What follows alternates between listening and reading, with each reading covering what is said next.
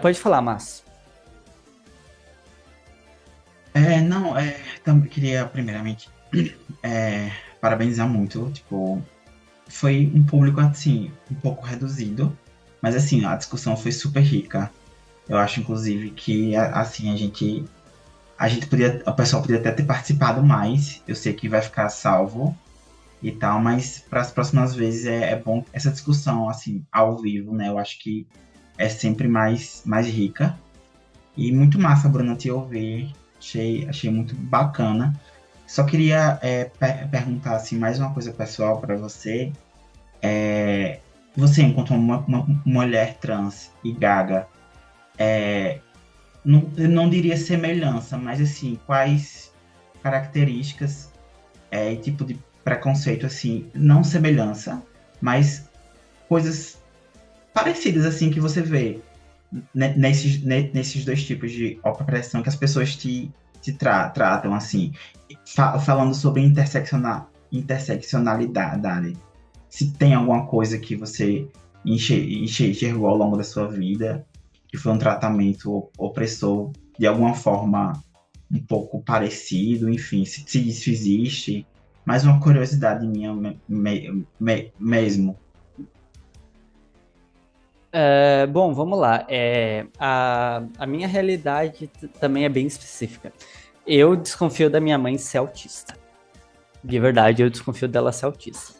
Inclusive, acho que eu não falei disso aqui na live ainda, mas o autismo ele é em muito genético, né? Tipo, ele tem uns 95% de fatores genéticos e outros 5% que eles chamam de fatores de risco, e que em muito é uma condição de tipo, a mãe ficou grávida aos 40 anos e, portanto, o filho é autista. Mas entra no caso de a pessoa já seria autista, mas ela nasce precisando de um nível de suporte maior, tá? E vou usar um outro exemplo, vou dar um exemplo material em relação a isso. Eu sou a primeira filha da minha mãe. Eu sou nível 1 de suporte. O meu irmão mais novo, que minha mãe teve mais velha, ele é nível 3 de suporte. Então, assim, ele demanda mais dificuldade, o autismo dele é mais severo, é mais complicado, e de fato é mais complicado, tanto que ele é não verbal, ele às vezes, tipo, faz as suas necessidades na roupa, no chão, sabe? Não tem essas noções sociais, tanto que é até um medo que eu tenho, né? E que realmente acontece de pessoas autistas em fase adulta de fazerem alguma besteira socialmente, né, que não é lida como normal e ser presa, sabe?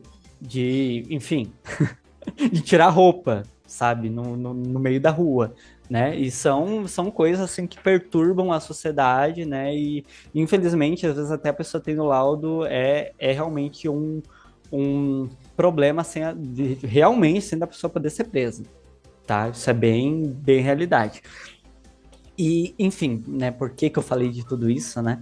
Eu tendo suspeita da minha mãe ser autista, eu já tive muitos privilégios, por exemplo, questões sensoriais. Minha mãe, desde antes de eu nascer, ela já tirava as etiquetas da roupa dela, porque ela também tem o transtorno do processamento sensorial. Ela também se incomoda com as etiquetas.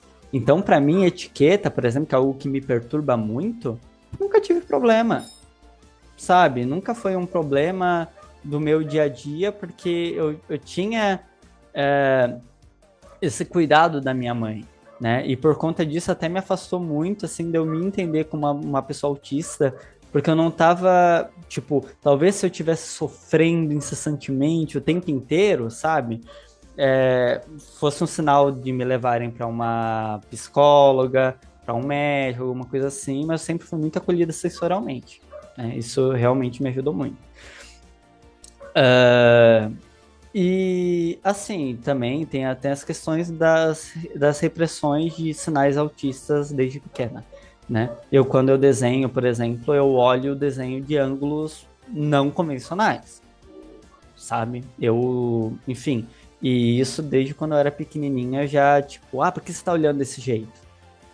Daí eu já parava de olhar daquele jeito, né?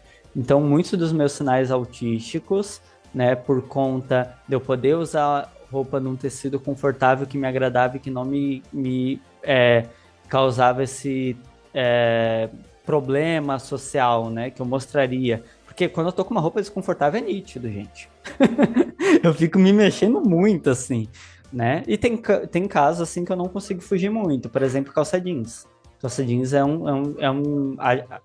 o jeans é um tecido que me perturba. Normalmente, quando, por exemplo, tá frio, eu coloco uma outra calça por baixo. Então, é justamente essas múltiplas formas de nos mascarar e também de respeitar o nosso corpo. Porque o mascaramento, às vezes, não pelo menos falando do mascaramento autista, né? Não é uma forma de você estar se punindo, mas às vezes é uma forma de você estar se respeitando também, né? Porque você não precisa estar tendo aquele estímulo o tempo inteiro para sofrer, para mostrar que você é autista, sabe? Às vezes é um negócio desnecessário. Desnecessário.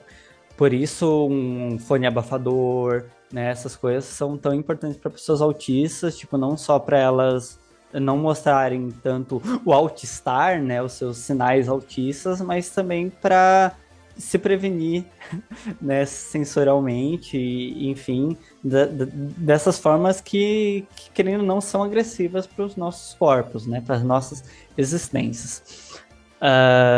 Eu consegui responder bem? Certo. Deixa